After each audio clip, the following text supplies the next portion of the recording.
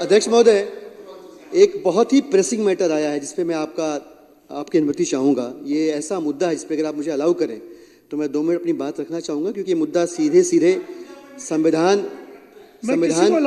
की हत्या के बराबर है, 2 मिनट लोकतंत्र की हत्या के बराबर है। एक ऐसा विषय जिसपे मैं चाहूँगा इस सदन का भी ध्यान जाए, आपका भी ध्यान जाए, और अगर आप 2 मिनट की मुझे अनुमति दे तो मैं अपनी बात रखना चाहूँगा।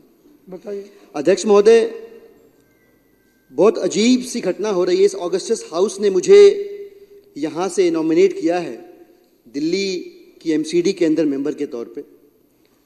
एमसीडी के अंदर स्टैंडिंग कमेटी के इलेक्शंस पेंडिंग हैं।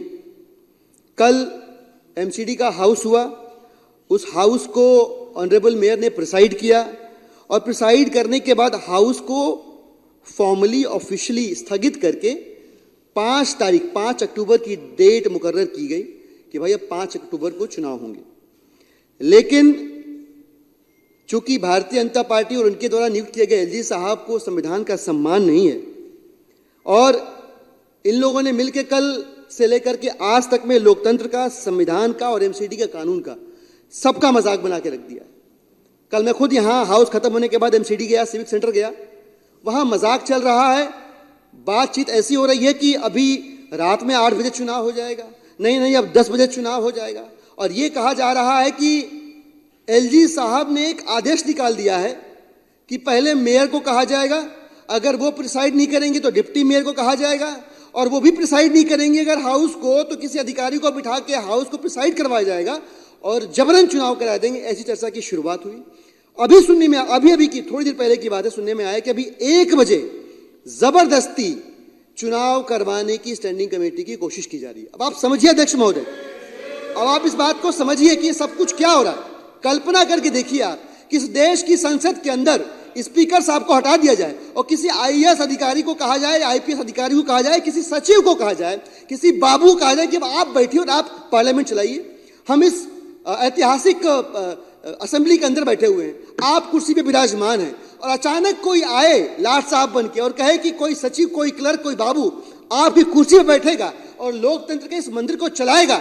ये लोकतंत्र की हत्या अध्यक्ष महोदय, संविधान की हत्या है, और मेरे अधिकारी डीएमसी एक्ट साफ कहता है, 1957 में डीएमसी एक्ट लिखा गया, 58 में एमसीडी बनी, और डीएमसी एक्ट के 76 सेक्शन के मुताबिक कोई भी नॉन इलेक्टेड पर्सन प्रिसाइड नहीं कर सकता हाउस को, उसकी कुर्सी पे नहीं बैठ सकता। लेकिन ऐसा करवाने की कोशिश करके संविधान की, एक्ट की, एमसीडी की, कानून की मर्यादा की धज्जियां उड़ाई जा रही है।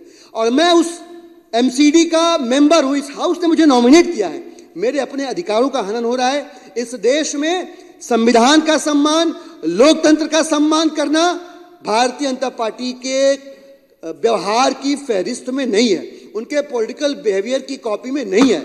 आज जो इस देश के अंदर किया जा रहा है, देश की राजधानी के अंदर किया जा रहा है अध्यक्ष महोदय, ये कल्पनातीत है, दुर्भाग्यपूर्ण है, दुखद है। इस हाउस में और भी मेंबर्स हैं, वंदना जी बैठी हुई है, प्रवीण कुमार जी बैठे हुए, ये लोग भी उस एमसीडी के मेंबर हैं, इस हाउस ने नॉमिनेट किया है, इनके अधिकारों का भी हनन हो रहा है। और जबरन जो है एमसीडी के अंदर हाउस को एक क्लर्क के जरिए प्रिसाइड करा के और इलेक्शन को इन्फ्लुएंस करने की कोशिश की जा रही है, जो सीधे संविधान और लोकतंत्र की और एमसीडी के कानून की हत्या के बराबर है। मैं चाहूंगा इस हाउस में जो साथी एमसीडी के मेंबर हैं वो अपनी बात रखें, अपनी राय रखें। बहुत अध्यक्ष महोदय, इस गंभीर विषय पे आपने मुझे बोलने का मौका दिया, मैं आपका धन्यवाद व्यक्त करता हूं, और मैं चाहता हूं कि इस विषय पे आप भी 2 शब्द जरूर कहें, क्योंकि ये आप देखिए, अगर पैरेलल ड्रॉ करने की कोशिश करेंगे तो कल को यह संभव है कि इस हाउस में भी किसी क्लर्क को कहा जाए कि आपकी चेयर के ऊपर बैठे और संविधान को, इस हाउस को चलाए। संभव है कि कल को कोई इस देश की पार्लियामेंट में किसी अधिकारी को, किसी क्लर्क को, किसी बाबू को बिठाया जाए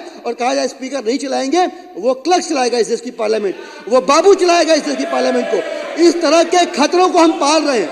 ये दुर्भाग्यपूर्ण है इस देश के लिए, इस देश के लोकतंत्र के लिए दुर्भाग्यपूर्ण है, इस देश के संविधान के लिए दुर्भाग्यपूर्ण। धन्यवाद।